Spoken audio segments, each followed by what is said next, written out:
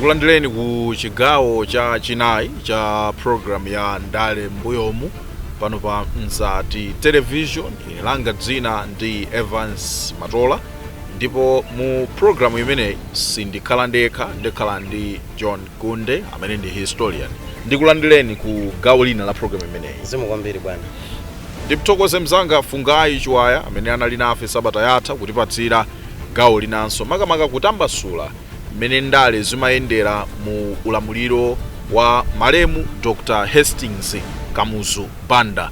Tabweranso pano kuti titambasule anakukambirani nkhani ina yake yokhuza Mwanza mada kuti kumeneko kudachitika ngozi padali pa 18 May 1983 ndichonjo Ndichonjo ndito 18 May 1983 kutambani ku Mwanza.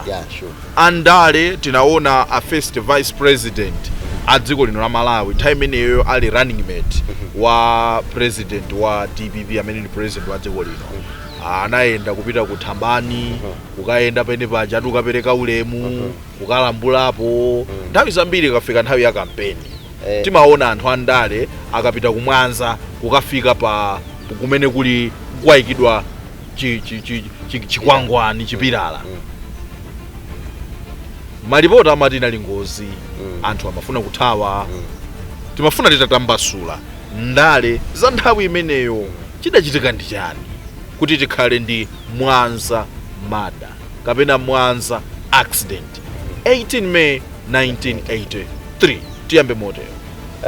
Nkhani imeneja ya imene inachitika ku Mwanza ndi modzi mwa zinthu zimene zinaonetsa kuti ulamuliro wa Dr. Hastings KAMUZU BANDA pambali pa zabwino zimene nazitambasula sabata yatha, nkhani ya food security ndi zinthu zina ndi zina, komanso ni mbali imodzi ya zinthu zina zimene anthu ankadandaula mu ulamuliro wa Dr. Hastings KAMUZU BANDA.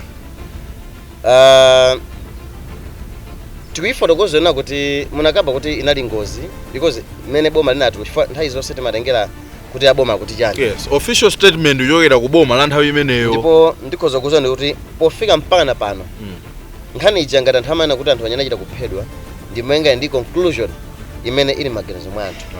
Koma officially kuti chikalata china chotulutsidwa kuchokera ku boma palibe chikalata chimene chinatulutsa kuti anthu aja anachita kuphedwa. Only kuti ma investigations amene ankachitika sanamalizitsike. Chifukwa anthu amene anapangidwa investigate by 1994-1995 there were about 100 people amene apangidwa interview kuti afotokoze zimene wanaona zimene zinachitika. Ndiye munthu womalizira amene ankayenera kuti ampange interview kuti atulutse tsopano commission of inquiry inapangidwa kuti atulutse report lomalizira anali Dr. Hastings KAMUZU BANDA. Koma chifoti pofika 1994-1995 nkuti Dr. Banda atakalamba kwambiri, and by then he should have been about 99 to 100 years. Nde kuti ndi msinkhu wake anthu amene ankampanga interrogate kuti apeze information pa zimene akudziwa. Akanakhala kuti Dr. Banda anapereka information pa zimene akudziwa, ndi kuti finally report likanatuluka kuti chimene chichodziwika bwinobwino nkhani yokhudza nduna zitatu ndi phungu wa nyumba malamulo modzi ndi ichi. Koma ifoti Dr. Banda pafunso lilonse limene iye anafunsidwa ankangona kuti I can't remember. Nde munthu simungankakamizire kuti akumbukire pamene akuna kuti sakukumbukire. So sitikudziwa kuti kodi was it tactical kapena kuti zimatengera kuti poti wakalambadi. Nde ifoti Dr. Banda pa mafunso amene ankafunsidwa by 1994-95 pankhani imene akudziwa nkhani yokhuza kumwamba ankanena kuti sakudziwa sakukumbukira ifoti panenga nthawi ndipene nkhani ija inaoneka kuti inabalalika. That is mwina chimene tikhoza kamba nkhani yokhudza the Mwanza mada.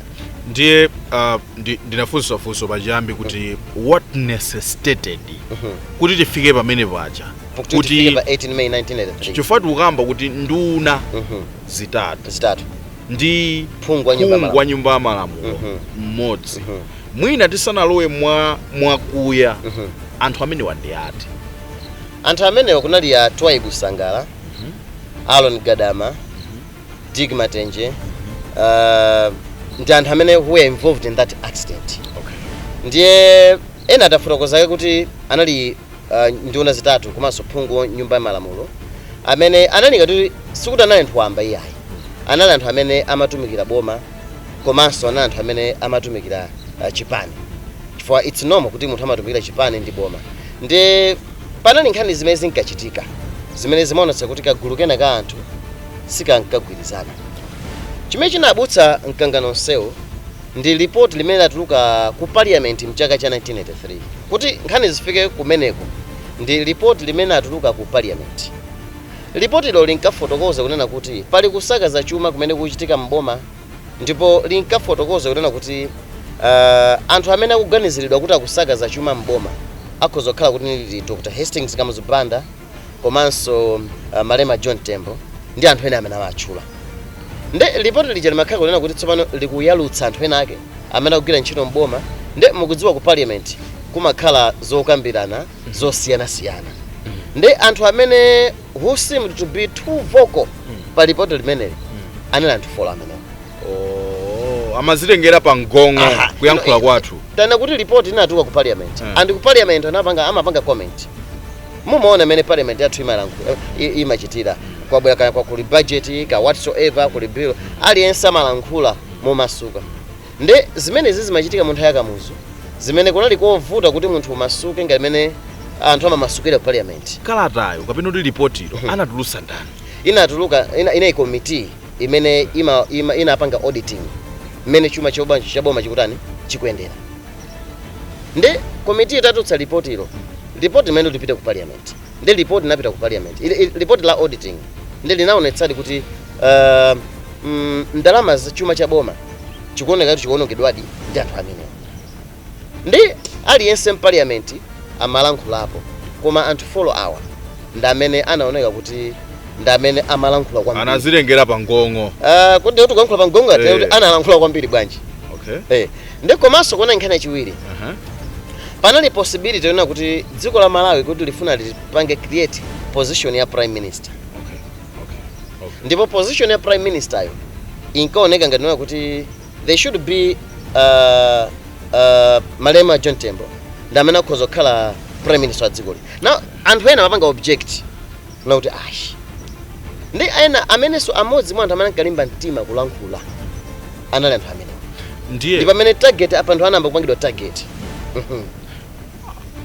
Umulamuliro wa Kamuzu munatuluka report ku nyumba ya malamulo kuti chuma chikusakazidwa katangale ndipo akamuza ukhuzidwa nduna zinayi zitatu ndi phungu mmodzi anayankhula kwambiri pa report limene. Kupatula kuyankhula kwambiri panali nkhani yopanga create office ya prime minister.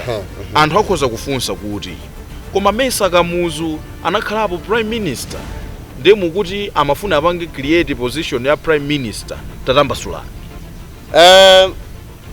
Sikunekula kuyika kupanga create position ya prime minister as long as dziko linene likutheka kutero komanso my resources analipi. Mene Kamuzu anaye prime minister sikuti analiyeka.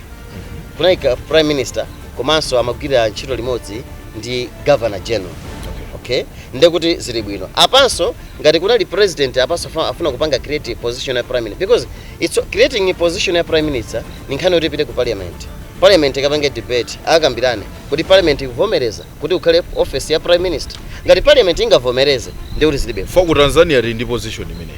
Kwambiri. Ya prime minister. Maiko ambiri kuno ku Africa amakhala ndi president komanso prime minister.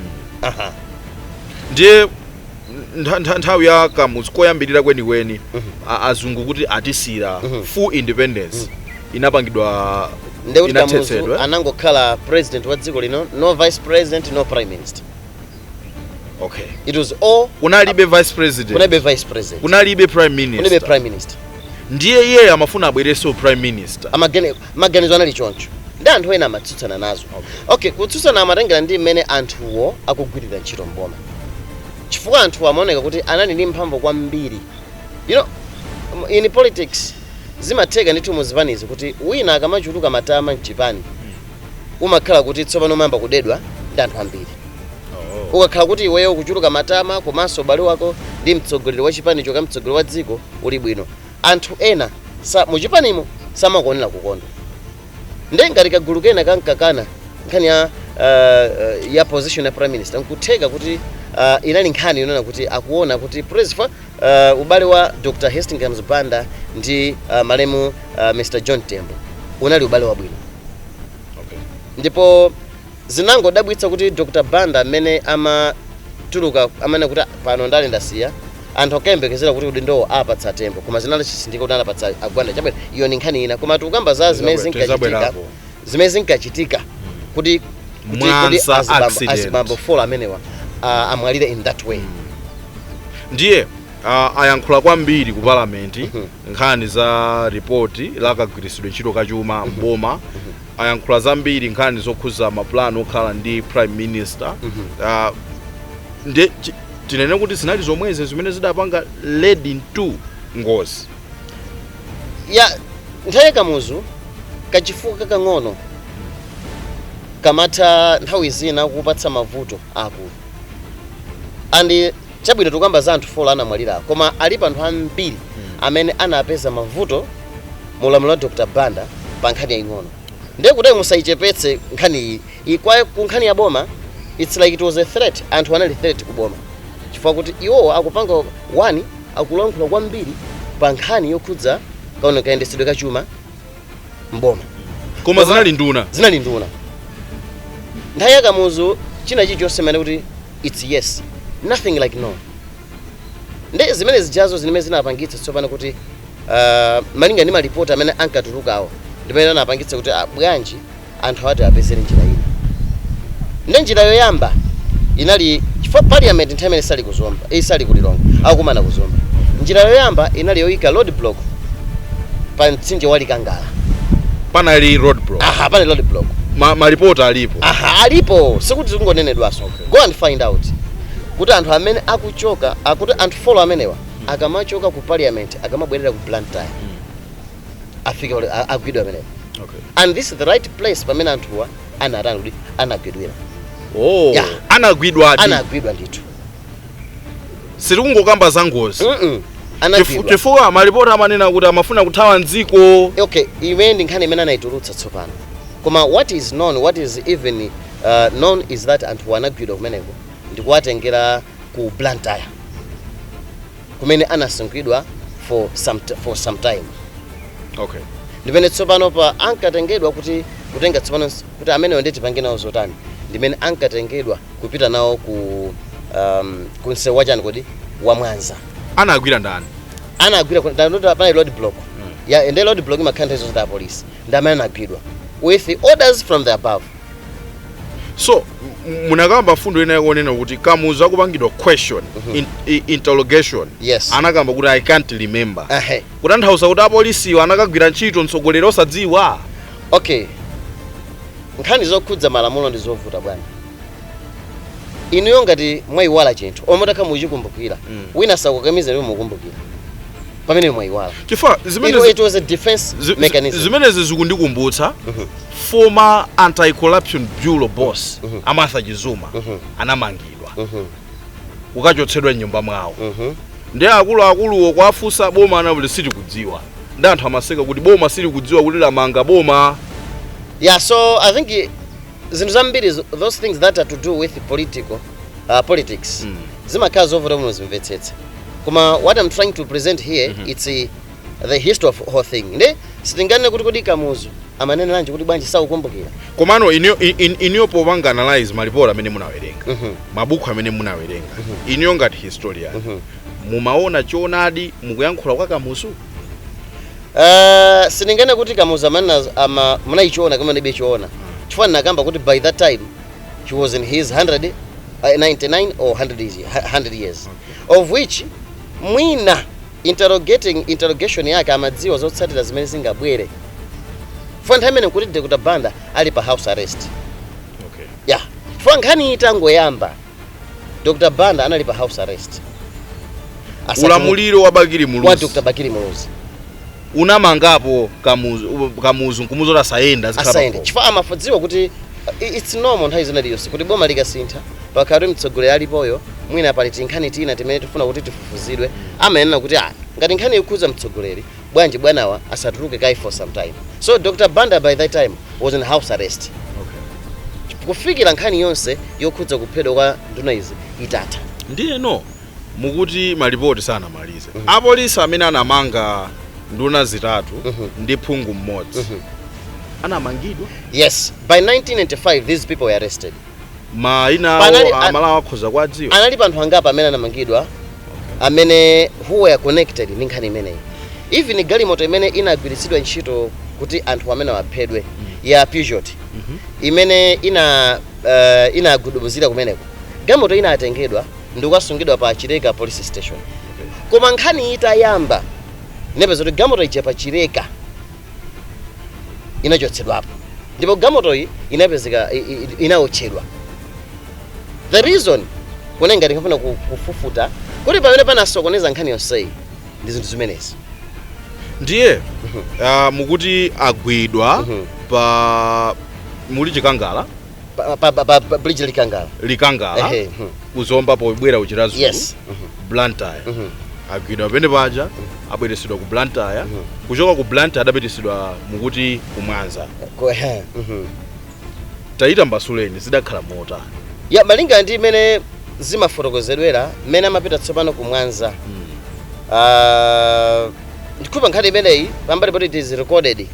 Even a former head of state Dr. Bagini Muluzi nkhani imene inkayifotokoza bwino kwambiri ndipo amayifotokoza ngakhale pa misonkhano kunena kuti sitikudziwa kuti kwina kunayi kusinjirira kuti anachita kukhomedaniso mali pamutu akuti akumachita ku ma voice amenewo Nyamata we Johnson Mera ali nawo asewere abagida mafika pa msonkhano kuti fotokoza ndithu akuti agadama anagwira corona ali Kristo chikatolika kugwira corona akuti mukundipheranji yeah that one Dr. amakamba zimenezo mmisonkhano amene aja ndi orator wabwino kani ama politicians limaona so wina akuti anagwira corona amadziwa kufotokoza zinthu ndamalichula dzina la munthu amene amamuchula mukundipheranji anakhala ku prison miezi 9 ali parimani. Mulandu wopa agadama, mulandu wopa amatenje, atwaye kusangala, achiwanga, kupa kwa cheso tumwankhanza. Ini mukudziwa kuti agadama anali mkristu wa chikatolika. Akwakoma nsomali pa mutu anagwira corona yache. Atembo mukundipheranji. Mukundipheranji pa chifukwa chani. Vandu folo nthawi imodzi kwa unjika galimoto ndukataye ku Mwanza ati galimoto achitenga tiachita ngozi. Munthu amene angati president in all seriousness a Malawi munthu amene angati president but that this country is moving forward sikubwerera mbuyo. There is no way and no way ife ya Malawi tingatenge munthu amene mmanja mwache muli magazi. Yeah, so ndimene zinakakuti anthu ajata phedwa the following day pa 19 May ndimene wireless ya boma inalengeza kuti nduna zinayi komanso phungu wa nyumba malamulo mmodzi amene amafuna amafuna kulanda boma ndi apothawa atenga sewa Mwanza galimoto lawo lachita ngozi. Galimoto lawo chita ngozi. Galimoto nali mmodzi mwa sikuti ananga galimoto lina. Nayi galimoto limene anakwera pochoka. Ananga galimoto mmodzi mwa anthu follower. Kuti zimvekedi kuti anthuwa amathawa adi chifukwa sangathawe ndi galimoto la police. One can question kuti cabinet minister, 3 cabinet ministers amene amayenda ndi ma bodyguard awo angalowe onse galimoto imodzi ndikumayenda kuti funa tithawe ma bodyguard anali kuti galimoto zina anazisiya kuti. Yeah, so mwina amafuna kuti zimveke kuti anthu adi mafuna adi kulanda boma. Nchifukwa pofolo paopo anagwisa ntchito galimoto limodzi. Ndipo nkhani nayi fotokoza imene ndinamva kuti pachipira paja kunsi kwakeku amati galimoto linakankhidwira kuti likagwire kuphedi. Koma unfortunately linapeza kuti laima ndi kamtengo kena. So nkuti mene mkuti anthu watatani atapeta. Koma kuti the whole thing by 1995 mene tinasintha ndale zathu. Panali zinthu zambiri zimene zinachitika zoyeza matupi anthu zimene zinachitika chifukwa anakamanga so excavate manda anthu aja kufufuza kuonanso kuti anthuwa chinapha ndi chani ndipo anapeza kuti ngati agadama anali ndi mutu mwawo munkaona kuti munali bala la chipolopolo zoti anthu anachita kuti kuti kuphedwa ena amaona kuti anachita kumenyedwa ngakhale ndi hamala imene ndimo umbono nsewu mukapeza umbono imene ndifaka mafuna apeze kuti anthu enawo amene tsopano kapeza umbono omalizira from malemu Dr. Hastings Kamuzu Banda ndifanda fotoza kuti kuyankha kwa Dr. Banda kunali kunena kuti I cannot remember because it has been too long. Okay, that's what he said. Ndipo wene nkhani ije kuti nkhani kuti uone kuti mutu wake uone kuti conclusion ipezeke inakanika ameneyo. Unfortunately by 1997 Dr. Banda died. Ndi mlandu uja unasona ameneyo. Ndifua yake ndinanena kuti ma records amene tinawo boma amangoti inali ngozi. Koma anthu maninga ndikafukufuku wina amene achitika sikuti inali ngozi yayi. Alipo president wina amene adaonesa chidwi chofuna kuikankha. Nkhani ndiyovuta kuikankha chifukwa it involves anthu ena. Okay, mukafuna kupanga conclude nkhani mmafuna mwana kuti mupange interrogate aliyense amene who is involved. And chichewa china because kuti mwini film wazonsezi omalizia amene okhala Dr. Banda ifake ma interrogation amene achitika amayamba ndi ya polisi anthu amene akudze munkhaniyo aliyense amene ali moyo by that time were interrogated omalizira kumene afuna kuti pange timalize nkhani anali malemu Dr. Hastings Kamuzu Banda ndamenda nakuti anayankha kuti sangakumbukire fwa panali papita nthawi yayitali zimenezo zimene zinapangitsa kuti mutu wa nkhani uja usaonekenso. So even atabwera wina kuti afuna ayipushe nkhani akafuna bakafusa Dr. Banda and Dr. Banda is not alive. This is why soon after the death of Dr. Banda nkhani muipusha kuti mufuna mutani popeza anthu amene akufunikira munkhaniyo anamwalira ndi nkhani ikhala kuti munthu amene akufunikira munkhani anamwalira simapitiriza imathera pomwe.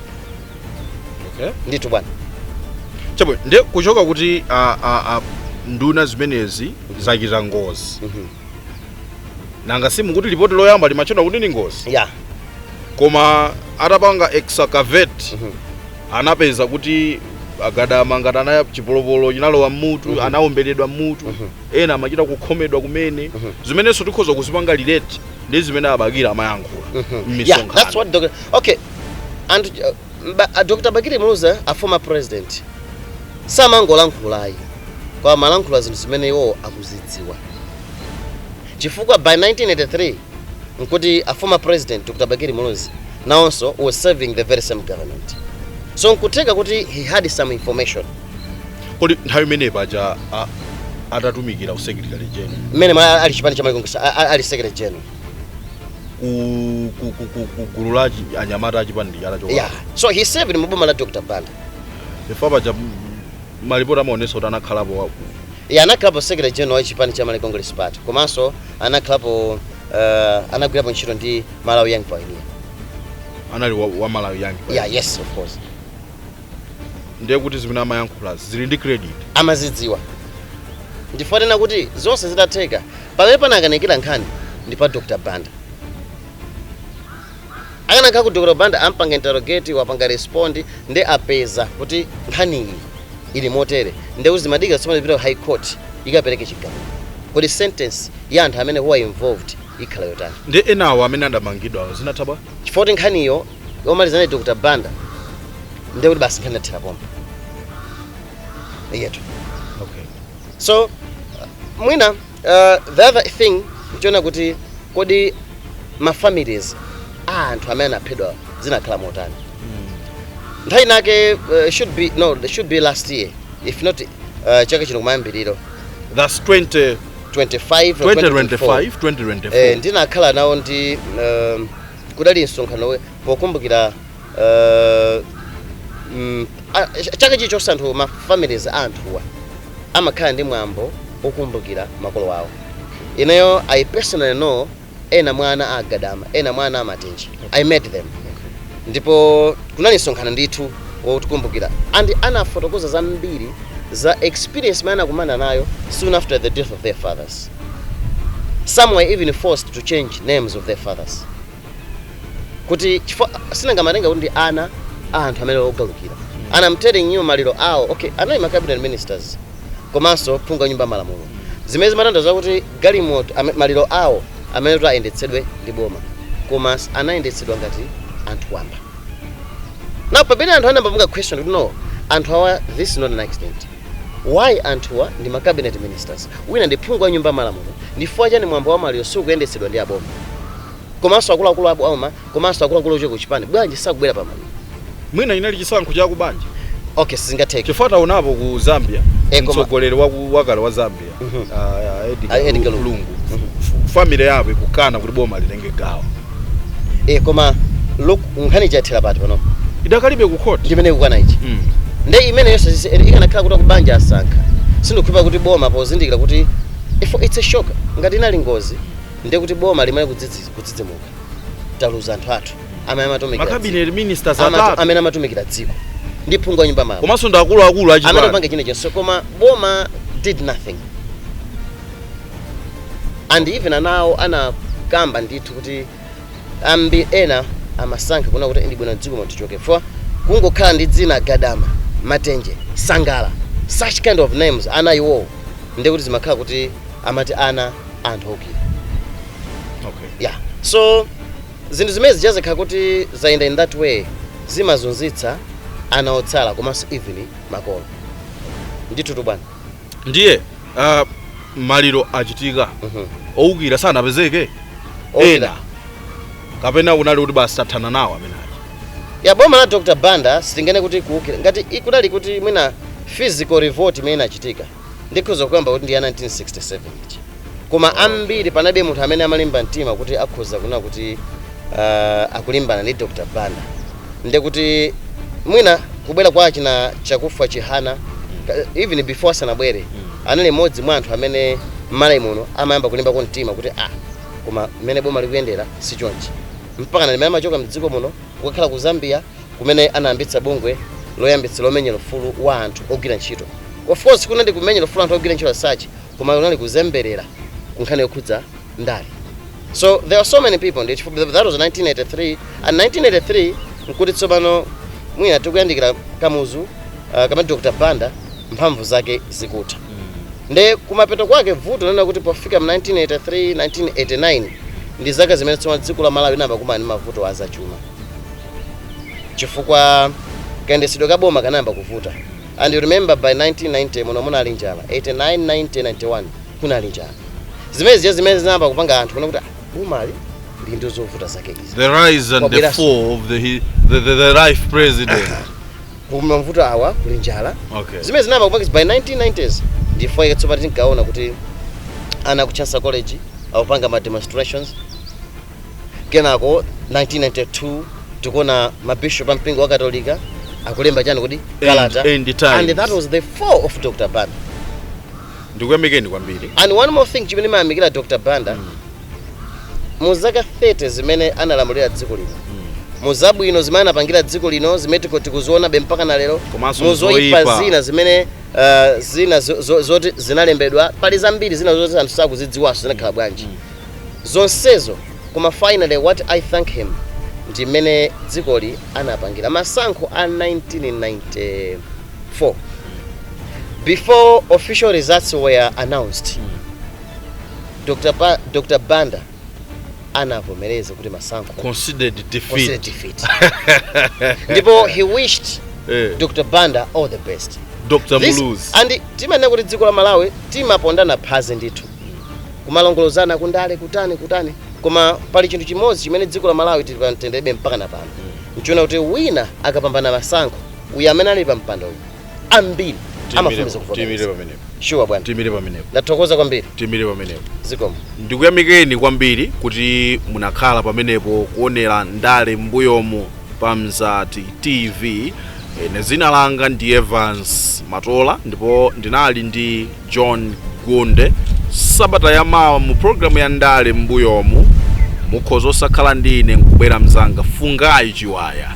Koma programu imene cholinga chake mchakuti Ndale zakuno ku Malawi zimene zinadusa zinapita zilipo zina ziusowekera muzidziwe amene simukudzidziwa ndipo zilipo zina ziusowekera mukumbutsidwe amene munaziziwa. Tizakupatsiraninso ni programu mu sabata yamawa mwakoma nonse.